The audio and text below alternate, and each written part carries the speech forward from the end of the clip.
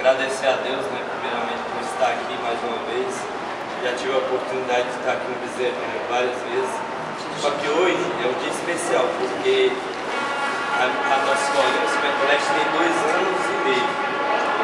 E é a primeira vez que a categoria Sub-15 chega na final. E no Bezerrão, né? Primeira vez no estádio da nossa cidade, que é o palco maior aqui. É o sonho de todo garoto. A maioria aqui, acho que não pisou aqui no Bezerrão, aí dentro do gramado.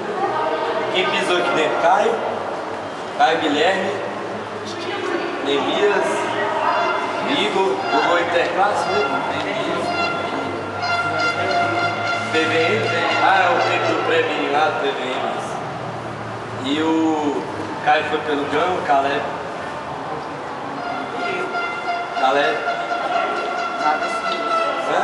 Não joguei não, só na abertura.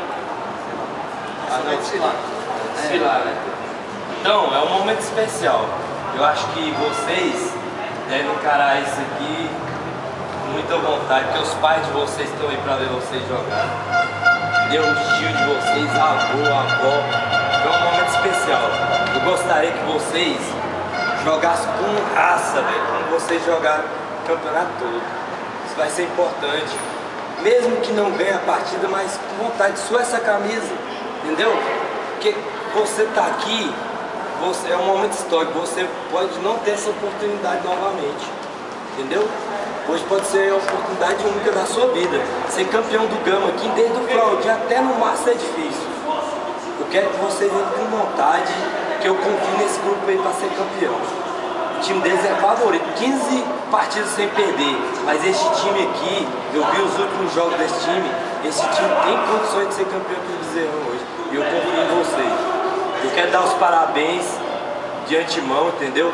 Independente de ser campeão ou não, vocês estão de parabéns. Pra mim, eu e Tonhão, nós estamos realizados, entendeu? Mas se ganhar o título, vai ser sensacional, entendeu? E eu tenho certeza que vocês vão fazer isso pra gente, vai dar essa vitória pra gente, beleza? Desejo boa sorte pra vocês, com fé em Deus, vamos sair daqui com a vitória. Valeu!